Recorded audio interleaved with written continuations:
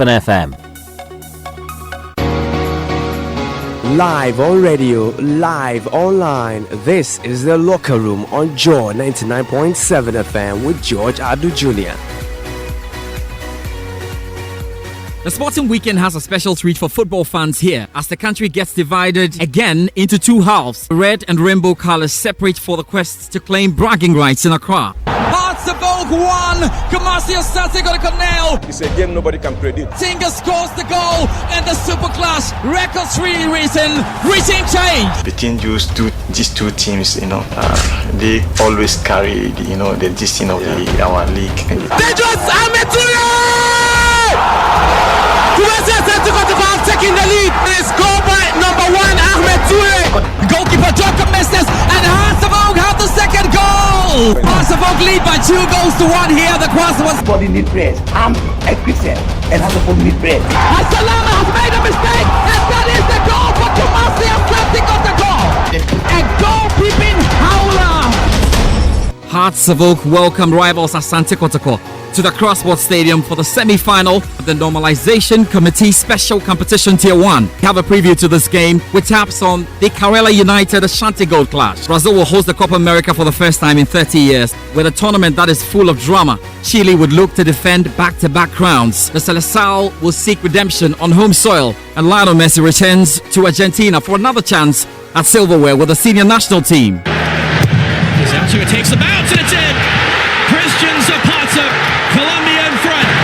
Arrow, ball into traffic, looking to turn. Cueva does. Cueva scores. Great early goal for Peru in the second half and win the game for Chile. He does. Got Argentina looking for a third, and it's Messi slotted home easily to tie the record.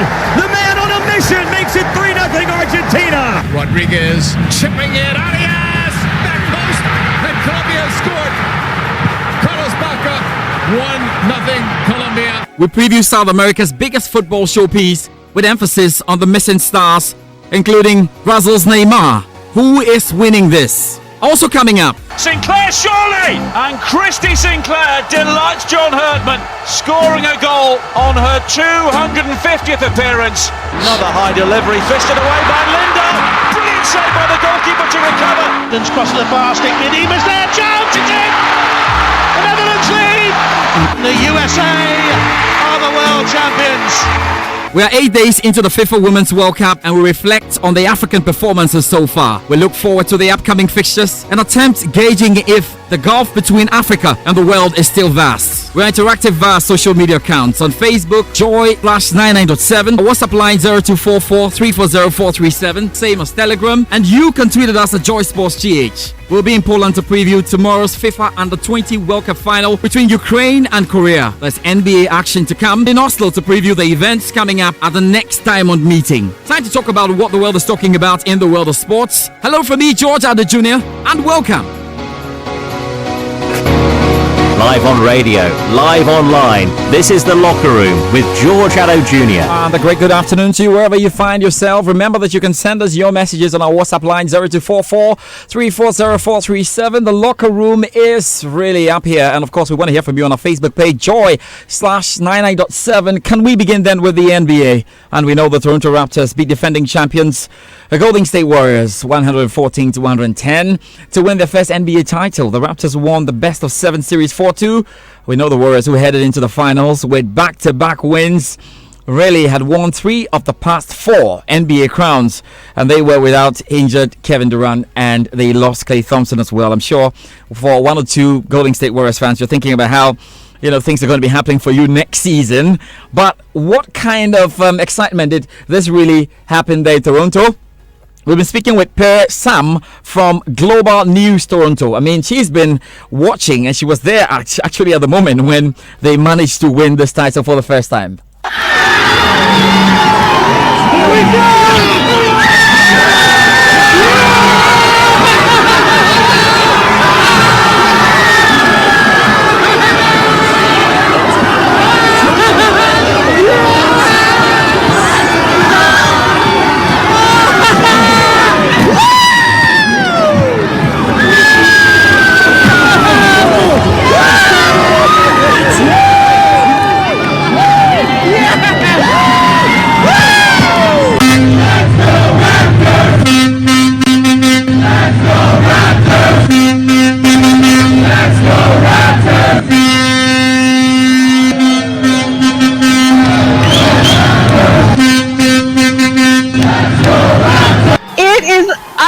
unbelievable here right now. I'm about a kilometer away from the stadium, and I can hear the cheers from our outdoor viewing party out there. I don't know if you can hear them, but horns are honking, people are cheering.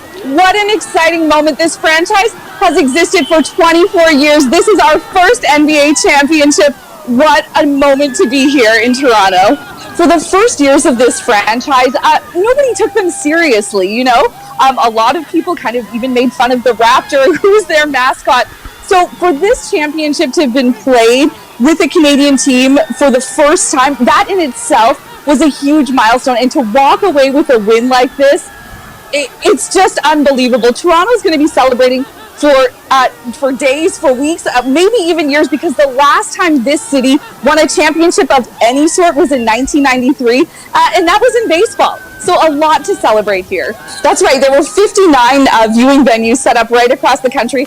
And just to give you an idea of how much the country has rallied behind this team, Toronto and Montreal have a huge rivalry. Even if they don't have teams in the same sport, they never support each other. And even in Montreal, tens of thousands of people showed up to a viewing party tonight. That's how much the country's rallied behind this team this year. Oh yes, that's how to celebrate your first NBA title. The Toronto Raptors doing a fantastic job out there. But it's now time to talk about some football.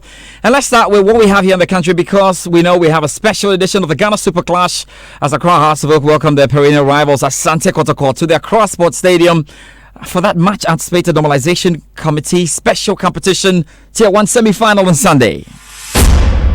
Hearts of Oak 1, Kumasi Asante Kotoko. It's a game nobody can predict, but we all go in with the might, knowing one, we have our... Tatinga scores the goal, and the Super Clash records really reaching change. Between these two teams, they always carry the destiny of our league. Dangerous Ahmed Toure! Kumasi Asante Kotoko taking the lead. It's goal by number 1 Ahmed Toure. Goalkeeper Jacob Mestes, and Hearts of Oak have the second goal. We know that we are penalty. Hearts of Oak lead by 2 goals to 1 here. The cross was... Body need press. Arm Equisel and has a full need press. Salama has made a mistake, and that is the goal for Kumasi Asante Kotoko. The king of Kotoko, FM Rajimak, my God, for 70 years. A goal-keeping howler. Oh yes, that game is live on Joy 99.7 FM, and you know you have to join us here at 3 p.m. on the Sports Arena. But look, the prize at stake, aside the usual bragging rights, is the opportunity to reach for the final of the competition, whose winner would represent the country in the 2019-2020 CAF Champions League. Both teams have their starmen returning from the Black Stars camp. Kotoko's Abdul Fattah Safiu and Hearts of Oak's defender Mohamed Al-Hassan all dropped from the provisional squad ahead of the 2019 Africa Cup of Nations. So let's get a bit of analysis right now on the game after the shenanigans. Joining me on the line, Ghana Premier League experts Felix Womack and James Soa. Well, they're also curators of the Ghana Premier League Live.com. So let's start with you, Womack. And let's not forget, Hearts have been absolutely solid at home. Really. Is that enough, though?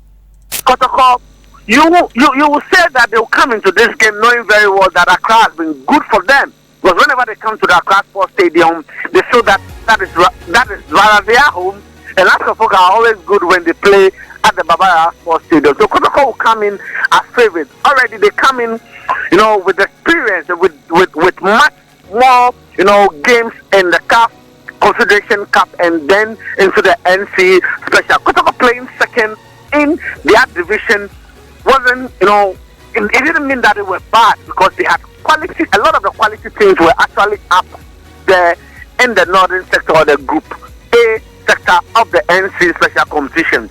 After folks, we can talk about they, being in a restructuring position. If you look at Kim Grant, the young chaps that are coming up, it's rather a new team that Grant is trying to put together. But if you look at Kotoko, a lot of the players have been there. They've gotten experience by playing in Africa and all that. So in terms of experience and exposure, I think Kotoko will have a hedge in this particular fixture. But then we always talk about games like this, especially in rivalry games.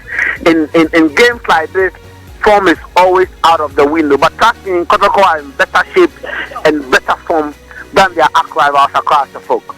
Well, James, let me bring you in this because we know that Kumasi Asante Kotoko boast of the CAF Confederations Cup experience, and of course they have been rubbing shoulders with some elite clubs. But you feel that Kumasi Asante Kotoko have a cover because they're still in the Tier 2 competition. For Hearts of Oak, if they lose out this game, it's probably over for them. How much pressure does that put on Hearts then? As you rightly said, Accra as folk have only one chance of making it to Africa, and that's through the Champions League, through the Tier 1. But the arrival of Master Asante Kotoko have 2 chances of making it to Africa, and that's if this doesn't go well, they can always fall on the Tier 2. But this wouldn't take anything away from Asante Kotoko's game come Sunday, because they will go all out.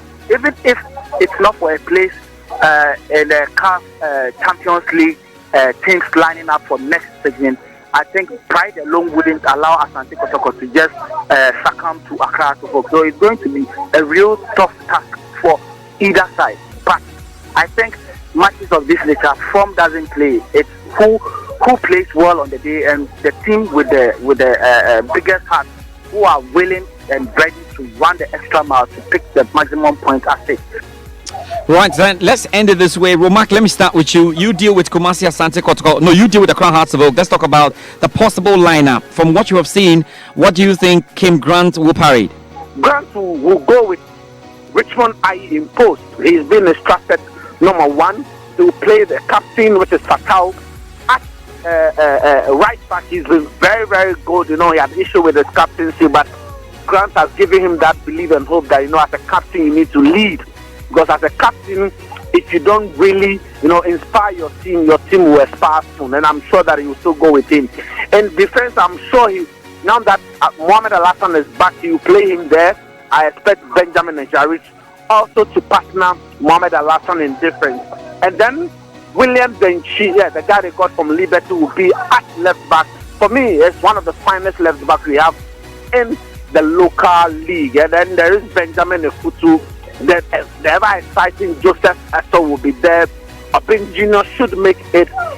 Christopher Bonny, Kwame Opin Junior will be there, and then Kofi Koji would also be starting for the.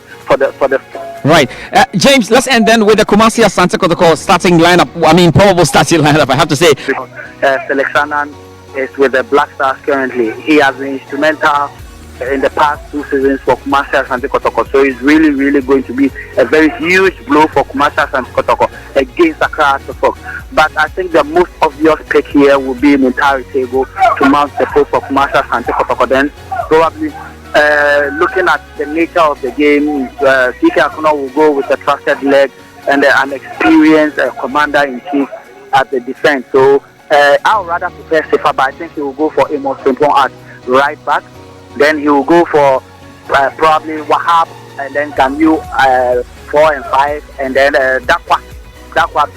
During the Tier 2, Dakwa has really been good, has been excellent for Kumasi Asante Kotoko. So Dakwa will be at the left back position, and then I think he will go for a midfield pairing that has yielded a lot of good results for him. That's Bonso and then Habib Mohammed.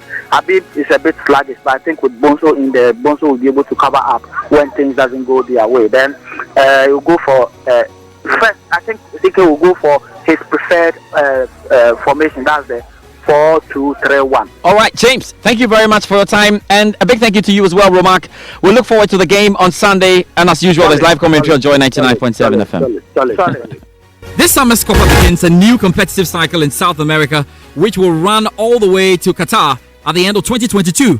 Many new coaches are facing the first real challenges, and really, of the 10 South American nations, 6 will be playing for points for the first time under their current coaches. And plenty of new players have been introduced. Joining me for some analysis is Colombian journalist Juan Arango, who will be running commentary on the Copa America in 3 languages. Thanks, Arango, for your time. So, Argentina have Lionel Messi back and fully engaged in the course, but the squad around him have fewer than 15 international caps, and we know he has often struggled when having to do it all by himself. So, with a squad that lacks the muscle memory of back-to-back defeats in the Copa final, what will change this time and to the positive? There's a few things that are going to change with Argentina. Actually, a couple of things that have changed with Argentina. And the first thing is that you see a much looser and calmer Messi when it comes to having to deal with the media. He's been very open. He's given quite a few exclusive interviews, and you see him with a bit less pressure. And now, of course, that all can change once the tournament gets going and certain dynamics aren't working. But what people are looking for, at least what the expectation of this team is to win, and they have to win regardless. Yeah, you do mention quite a few players that have 20 to 25 caps or less, but you do still have a nucleus in Sergio Aguero, who has 90 plus caps, Angel Di Maria, who's reaching his 100th cap, Nicolas Otamendi, he's with 60. So yeah, you have those players, not as much, but keep in mind also that this Argentine team does have experience, does have players that have been playing at the highest level. You have Juan Foyth of Spurs, you have Nicolas Tagliafico of Ajax, you have players that have Champions League experience or played at the very highest European level, so that also works. But also the most important thing is to find that player that's going to help Messi work to get some of that load off. When you look at Lautaro Martinez of Inter, obviously Sergio Aguero, no more Higuain, but the player that many have been talking about a lot is Leandro Paredes in the midfield, man, from Paris Saint-Germain. So he might be that player that fans and journalists are looking at as the player that can probably take some of that load off in the midfield for creativity. But again, the midfield is going to be key, especially in the holding position, because that's where you start to see some players that haven't played in that position before. Guido Pizarro, the answer, man from Tigres in Mexico, maybe not. That again is going to be a big question mark, as well as the central defense. Despite the different names, some of the problems still remain. Let's not forget that Argentina did get beat soundly by Venezuela the last time they played back in the month of March. Yeah, Nicaragua at times caused them problems, but it's still Nicaragua nonetheless. So again, it's going to have to do a lot with Argentina as a team and how they start gelling, and we won't know that. Fans will not know that until the beginning of the tournament. One thing that is rather solid still is goalkeeping. Franco Armani and Esteban Andrade, without a doubt, are the two best goalkeepers for Argentina as of right now. The man from River Plate, Armani, has been absolutely lights out the past couple of matches, especially in the South American Super Cup. And Esteban Andrade, arguably the best goalkeeper in Argentine football, as he's been extremely consistent and extremely outstanding for Boca Juniors, who really didn't have any offense throughout the second half. Well, actually, not the second half of the season, but also throughout 2019. So he'll be a player to look at. Same thing with Giovanni Lo Celso, the man from Betis. Will he be one of those players? Also keep in mind a player that's not mentioned much, but he will also be part of many transfer talks after Copa America, will be Matias Suarez, the man from River Plate. So yeah, some new names, but still some of the question marks remain. But they're looking and expecting some players to step up that haven't been involved with the Argentine national team process. We'll see if that does happen. Well, Arango, let's see what Lionel Messi truly brings to this tournament. But there's no chance of Brazil using the 2019 Copa to experiment. They have to win the trophy, as they did on all four previous occasions they staged the event. Now, without Neymar, are they able to? Yeah, this is a good question about Brazil.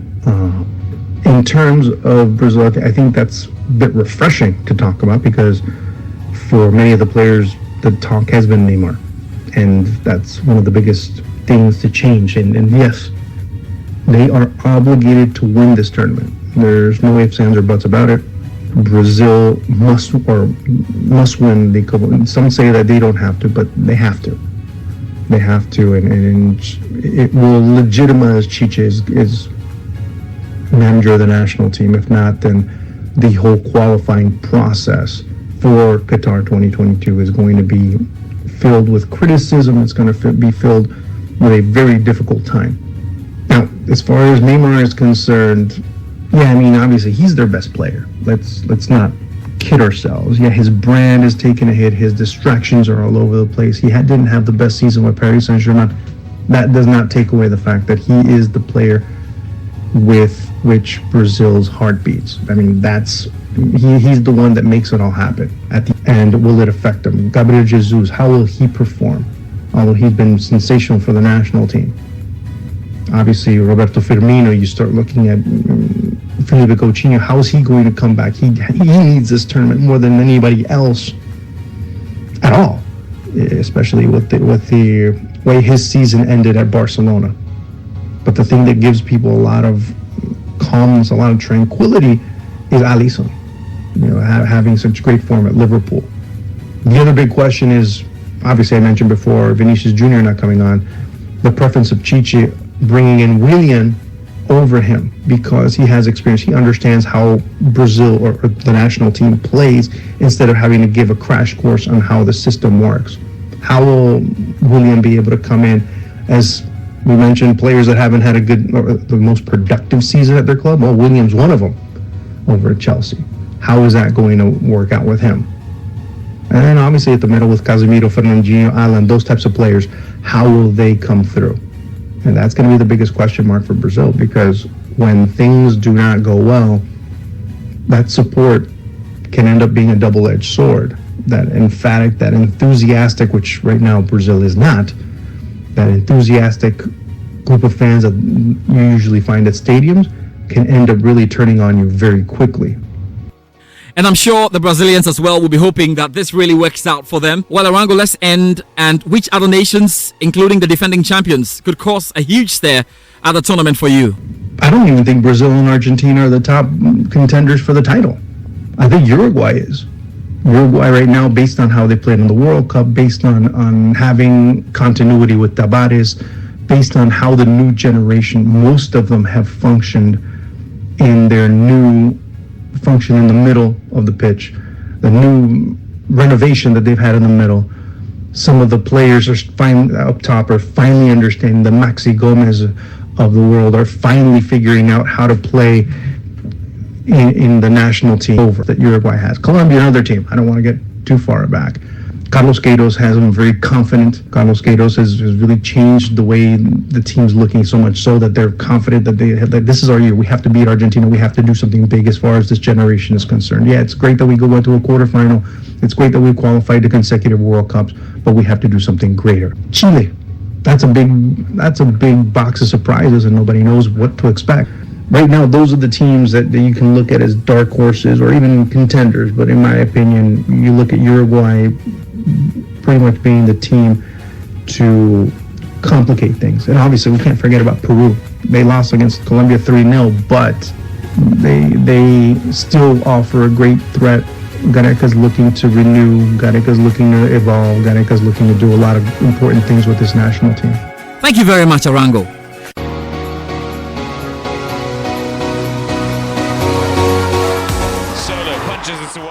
Gets it to Lisa Evans on the left flank. Here is Fleming. A bit of space now for Zuga. Another lovely ball snipped out wide by Brian. In comes across from me. Now Jay-Z using her pace, the 20-year-old. She's still going. Yokoyama allowed to turn. Roving infield. A lovely ball by Martins. Islaka across to the far post. Jill Scott takes. She does. Oh, yes! An absolute belter!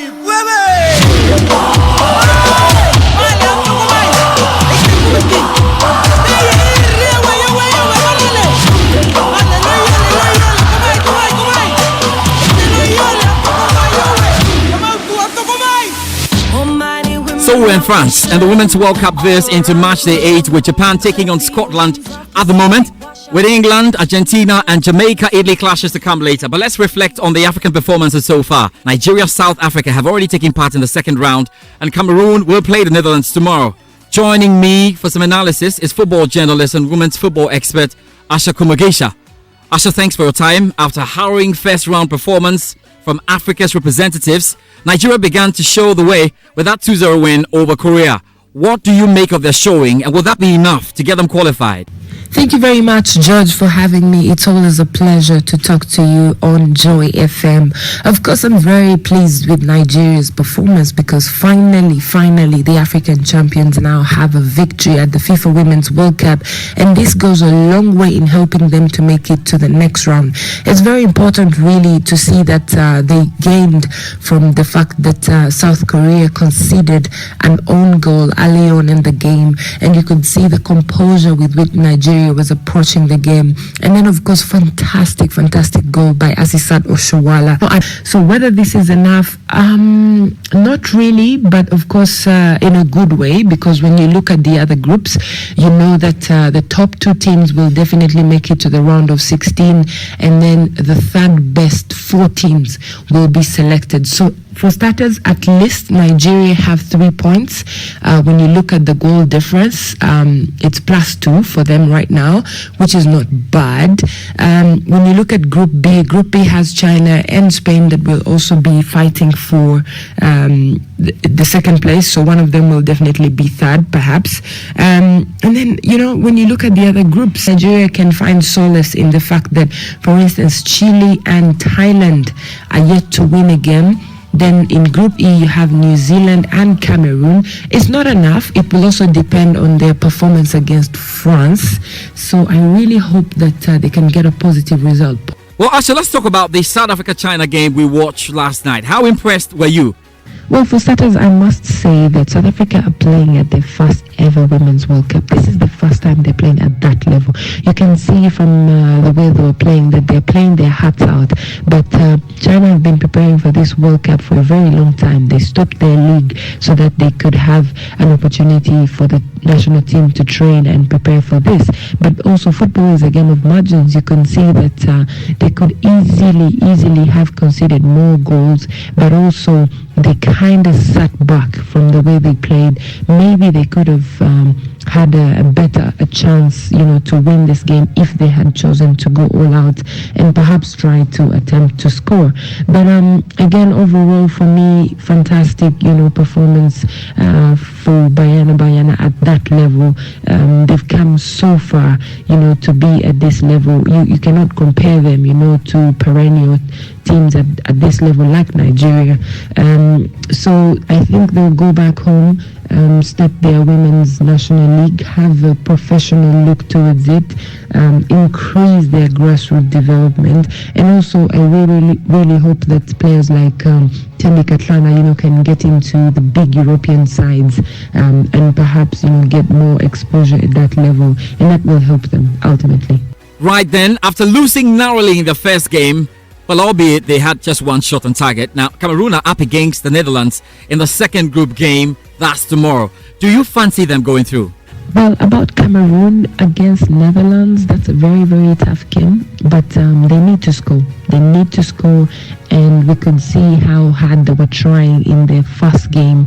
But I think that, against Netherlands, they need to literally throw everything they have inside them in that game. Because if they get a victory, then they stand a chance, to go to the next level. And I think they can do that. They just need to believe in themselves and play literally like it is a final.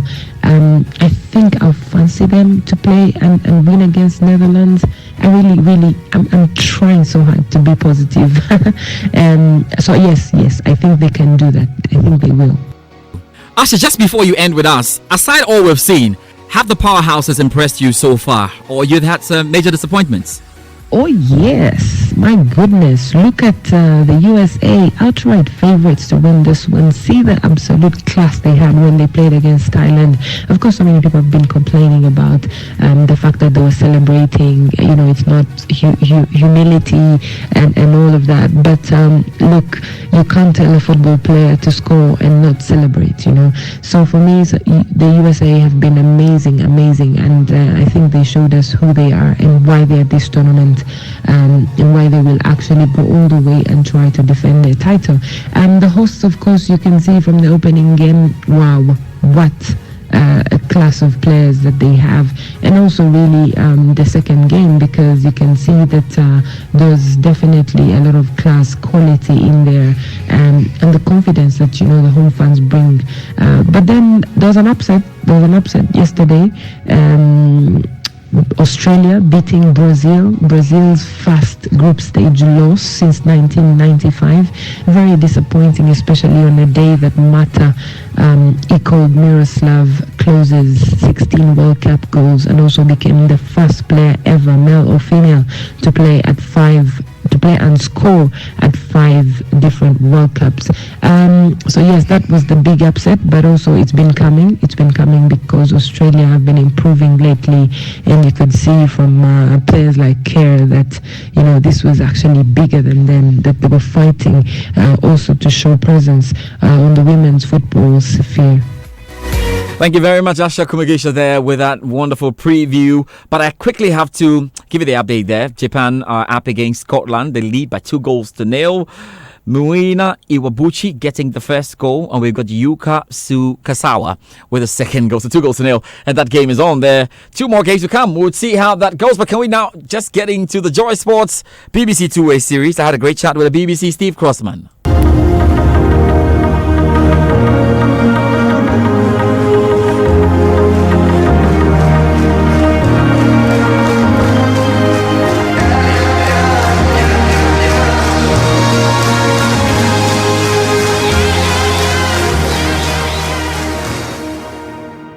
Thanks, Steve, for your time this weekend. And well, in the heat of preparing for the Copa America and the Africa Cup of Nations, football fans here are already looking forward to next season's English Premier League after fixtures were released in midweek. What do you make of the opening fixtures? Well, firstly, let me say, I kind of think it's a little bit of a shame that we don't have like a galactic big game on the opening Saturday at 3 o'clock. You know, that's what Sports World listeners want, isn't it? So the 3 o'clock kickoffs on the opening Saturday: Bournemouth, Sheffield United, Burnley, Southampton, Palace, Everton, Leicester, Wolves, Watford, Brighton. I mean, it's a little bit of a shame. In Manchester City playing the early kickoff at West Ham United, Tottenham Hotspur play Aston Villa. That's a really interesting game in the late kickoff on Saturday. Liverpool play on the Friday against Norwich City back in the Premier League. But I think we all know what the big one is, don't we? The big one is on Sunday, the 11th of August. You will hear it on Sports World. Manchester United against Chelsea. That is massive, and it's massive because we haven't got a clue who the Chelsea manager is going to be, do we? Let's talk Chelsea, Steve. And there were some reports of Jose Mourinho indicating he was open to a third possible stint at the Stamford Bridge. How true are those reports, and what kind of discussions is the Chelsea board having around replacing Mauricio Sarri? I would be very, very surprised if Jose Mourinho ends up back at Chelsea. I think the relationship between him and Abramovich is impossible to rebuild. And also, you know, Jose Mourinho, for all you want to say, you know, about his style of football and, you know, maybe the way that he acted, particularly when he was Manchester United manager, he's a smart man. And the problem Chelsea have got, obviously, is one, they've lost Eden Hazard, and two, they've got a transfer embargo. So you've got to think about it from the point of view of a new Chelsea manager. You're being told, finishing third behind Liverpool and Manchester City, you can't improve on that next season. If Liverpool and City aren't the top two again next season in whatever order, I'll be stunned. And they won the Europa League, and even then a lot of fans weren't particularly happy. So you've got to improve on that. Very difficult. Oh, and you're losing your best player. Oh, and you can't sign any new players. I mean, it's not a job that's going to be attractive to the world's top coaches. I actually think it wouldn't surprise me if it ended up being Frank Lampard, because he is a guy with such an affinity with Chelsea, of course. And also the fact that, you know, he's managing in the second tier in England. He did a really good job in his first season at Derby. They were unlucky not to be promoted to the Premier League. Got in the playoff final, of course, and lost. So look, I think Lampard is a much more likely appointment than Jose Mourinho, but we'll wait and see, eh? So Eden Hazard made his much anticipated move to Real Madrid and has received blessings from the Blues family. But what should we expect from him? And is Pulisic truly the heir of the Belgian? I think they're slightly different players. Pulisic isn't quite as dynamic as Hazard. You know, he's not going to get the ball and beat six players and score, which Hazard did on numerous occasions. So they're not the same player. However, they do play very similar positions, and Pulisic is obviously going to be the player that slots in for him. So yes, like I was saying, they can't buy any more players, but it doesn't affect Pulisic coming in. So at least they have a player. They just don't have a Hazard replacement in terms of quality. I think that's very, very difficult to do. Yeah, you're right. He has received the blessings of Chelsea fans in particular, and you know, he should do. He had a fantastic career at Chelsea. He did brilliantly well for them. You know, he joined them just after they won the Champions League. They never managed to reach those heights again, but you know, he's won the Premier League title with them, of course. I think he would have thoroughly enjoyed his time at Chelsea, and the time was right for him to move on. And you know, I think he'll be a great addition at Real Madrid. I also think it might have a knock-on effect on Gareth Bale as well. It wouldn't surprise me as a result of Hazard moving to La Liga. Maybe we might see Gareth Bale back in the Premier League. Steve, finally bring us up to speed with potential transfers involving Premier League clubs at the moment. Oh, all right. There's a lot going on, isn't there? Manchester City, according to the Daily Mail newspaper here in England, have been put off a move for Harry Maguire at Leicester because of their valuation, which is said to be about £90 million. There are various reports in Italy at the minute that Romelu Lukaku is going to leave Manchester United and sign for Inter Milan. There's a lot of talk at the minute about Paul Pogba as well. Supposedly the Juve sporting director, a guy called Fabio Paratici, is in London at the moment meeting officials from Manchester United to talk about whether or not possibly Pogba might go back to Juventus. So he would go United, Juventus again. That would be fascinating. And we're being told that Liverpool don't have plans to resurrect the deal that they almost had in place for Nabil Fekir at Lyon. They were looking to sign him this time last year, but it didn't happen. There's a lot of reports in TV here in England that Aaron Wan-Bissaka at Crystal Palace might be a player that Manchester United are interested in, although, as we say, we know their first priority is to sign a centre-back. People might remember watching David Neres quite a lot from his time playing in the Champions League this season for Ajax. He's been linked with Everton, but Paris Saint-Germain are also said to be moving for him as well. Thomas Meunier, Belgium 27-year-old right-back, has been linked with Arsenal. He says he wants to stay, though, with Paris Saint-Germain. And the one deal that we know is happening, Wesley is signing for Aston Villa. He will become their first signing as a centre-forward at £22 million, so they're going to break the transfer record. So a lot of transfer talk with Premier League teams at the moment, and I think now we are about to see the transfer window really explode, and there'll be a lot of big deals which get done in the next 3 or 4 weeks. Live on radio, live online, this is The Locker Room with George Addo Jr. All right, great shout there with the BBC Steve Crossman. And we're looking forward to the start of the new English Premier League season. Well, Chelsea fans should be very excited. I don't know whether you laugh or crying about this. Well, it's Chelsea up against Manchester United on the opening day. Of course, you can get onto My Joy online and check out what we've got for you as we build up to the new season. Let's do this. Let's talk about the Under-20 or the FIFA Under-20 World Cup. And we've got a special final.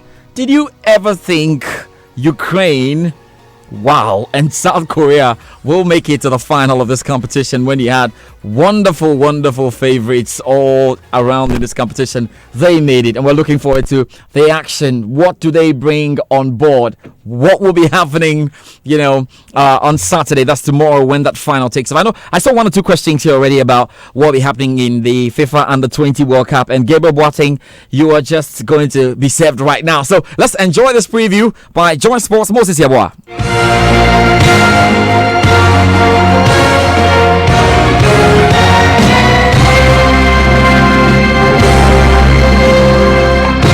The 2019 Under-20 World Cup reaches endgame with the final on Saturday. South Korea have shocked everyone by progressing best result since 1983. They take on East European Ukraine. Few would have predicted these nations in the final, but here we are. There have been shocks since the early stages of the 3-week 24-team event, with none of the 6 most favored nations beforehand progressing beyond the round of 16. France, Poland, Portugal, Argentina, Nigeria and Uruguay all failed even to make the last 8. The pattern of surprises continued all the way through until the semi-finals. Ukraine are still undefeated and have a strong defensive record so far during the tournament. Ukraine finished top of their group. They then beat New Zealand, needing penalties, Colombia, and then Italy in the semi-finals. Ukraine have gone in front, and Bjelica has turned it in. Always a player who can score in the big games. He's done it again here today. Every Italian heart is broken, and Ukraine go to watch for the World Cup final. South Korea progressed as group runners-up, then beat firstly Japan, round of 16, then Senegal, and finally Ecuador to reach this stage. Free kick is taken quickly, they've caught them napping here, Korea can score! They do! Beautifully created goal, rammed into net by Chejun. Ecuador 0, Korea Republic 1. It is all over and Korea Republic will play in the final against Ukraine. So the stage is set for a grand finale in the 2019 Under-20 World Cup between Ukraine and South Korea in Poland.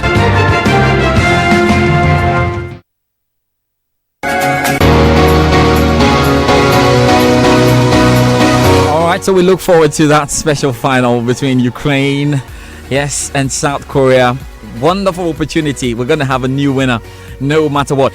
Can I just take you through the international friendlies? And remember, we're building up to the Africa Cup of Nations. Later tonight, we've got the Joy AFCON podcast. You don't want to miss that. Here with you. Now we've got these games for you then. Kenya up against DR Congo. There's Ghana up against South Africa. That's a big one taking place tomorrow. We'll find out how ready the Black Stars are for this Africa Cup of Nations. Yes, there's Nigeria up against Senegal. That's really interesting. We've got Algeria up against Mali. There's Tunisia up against Burundi. All Africa teams getting ready for the special event that will be taking place in Egypt. Of course, we're bringing you all the updates from the Black Stars camp in Dubai. We'll be giving you our live commentaries, running commentaries for you to follow. We'll be heavy on social media cross board. Remember, our hashtag is JoyAFCON, and we really need to hear from you as we go through it. So it's a wonderful weekend to look forward to. For those of you who love athletics, yes, a quick one. You can just have a peep into it because we're in Oslo right now. That's where the next Diamond meeting is ongoing, Diamond League meeting, and we're finding out what will be happening there. It was great to see the likes of Chris Coleman come up and win the 100 meters. Great stuff. That's it for today's show, though. My name is George Addo Jr. We're back next week. Yes, that's if there's a next week, because I'm sure next week by this time we'll be preparing for the Africa Cup of Nations. Still with me then, be good.